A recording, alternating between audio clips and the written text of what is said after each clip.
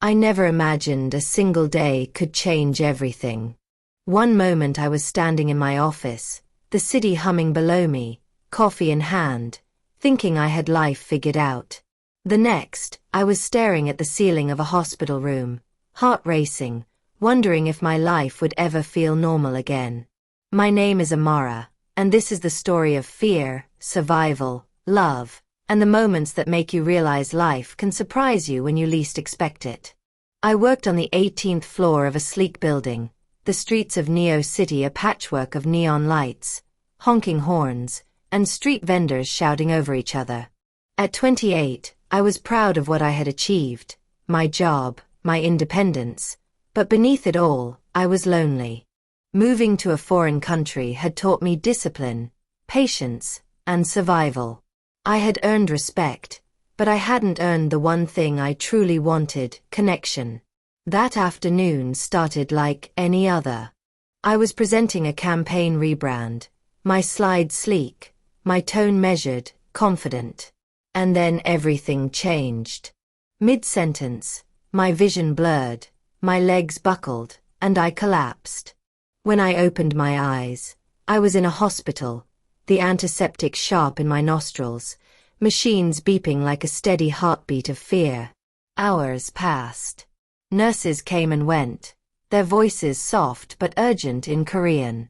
Finally, a doctor walked in, Dr. Elias Kim. Calm, confident, and gentle in a way that made it impossible to look away. He explained everything carefully. My hormones were off, my thyroid was failing, and then he said the words that froze my soul: thyroid cancer. I didn't cry. I didn't speak. I only nodded, as if I had been handed a storm forecast I already knew. He offered treatment, surgery, hope, but I refused. I wasn't ready to fight yet. That night, my cousin Zara and my aunt visited. I asked them to keep my diagnosis a secret from my family. My mother couldn't know, not yet.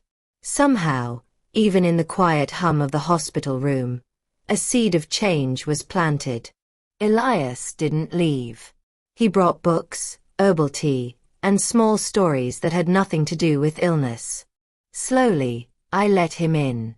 We laughed over Nigerian proverbs, he stumbled over pronunciations, and I taught him my favorite childhood games. We shared moments so ordinary yet so comforting, a warm cup of tea between hand brushes, a quiet laugh over a mispronounced word, a look exchanged across the room that said more than words ever could. 2 days later, the biopsy confirmed it: papillary thyroid carcinoma. Slow-growing, treatable, localized. And yet, I hesitated. It took a rainy afternoon, his quiet presence beside me, his hand lightly brushing mine, to finally let the tears come. I cried quietly, my shoulder leaning against his arm, and he didn't speak, just held me steady. That small intimacy, that patience, felt like the first breath of life after weeks underwater. The day of surgery was surreal. My cousin and aunt held my hands until I was wheeled away. The last face I saw before anesthesia claimed me was his, Elias, eyes steady, a small reassuring smile, fingers brushing mine once more. Recovery was slow. Every movement reminded me of my vulnerability, every glance in the mirror reminded me of my scar. But Elias made every day gentle. He didn't rush me. He brought herbal tea, walked beside me when I struggled to climb stairs, and let me rest my head against his shoulder without words. There were moments where our fingers lingered in touch, moments where our knees brushed under a shared blanket, moments where we sat in silence, simply breathing together. When I returned home for my sister's wedding, the city felt alive in ways I had forgotten. The colors, the noise, the chaos, it all reminded me that I belonged somewhere. Elias joined me, stepping into my world of family, celebration, and laughter. He tasted local food with curiosity, tried awkward dances with my cousins, and despite being a stranger, he quickly became part of the celebration. Watching him navigate my family with humility and grace made my heart ache in ways I couldn't describe. Late that night, under the warm glow of string lights, we sat on the veranda together. He handed me a soft drink, our fingers brushing, and I felt an ache that was both terrifying and comforting. I admitted what I had never said aloud, that I had been afraid to face everything alone. He didn't offer grand speeches or promises.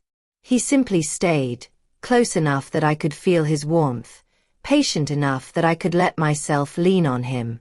That night, for the first time in months, I felt the quiet, intimate relief of being seen and understood. We returned to Neo City together, stronger, connected, ready to face the next chapter.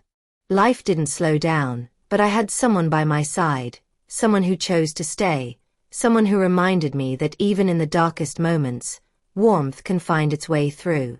Our mornings became rituals of quiet intimacy, coffee brewed together, brushing past each other in the kitchen, soft touches on the stairs, shared laughter over silly TV shows, long drives through empty streets just to feel the world moving.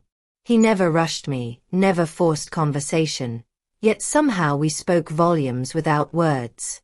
There were nights where we sat in silence on the balcony, the city lights flickering below, our hands intertwined, and I realized that love doesn't always roar, it waits, it holds space, it shows up. 3 months later, I finally looked in the mirror without flinching. The scar was barely visible, but it was a mark of survival, courage, and the tenderness I had learned to accept in myself and in him. He often lingered in my apartment, sometimes with dinner, sometimes just to sit close while I worked. There were moments when he brushed my hair back, whispered a joke, or held my hand in silence, and those moments became the most profound memories of my healing. If you were in my shoes, would you have let someone like Elias into your world during the hardest moments, or would you have fought alone? Could you allow yourself to feel love while facing fear, to let someone see your cracks without shame? Comment below with your thoughts. Don't forget to like this video, share it with someone who needs hope, and subscribe for more stories like mine. Life is messy, beautiful, and full of surprises, and sometimes, the most intimate moments are the ones that heal us the most.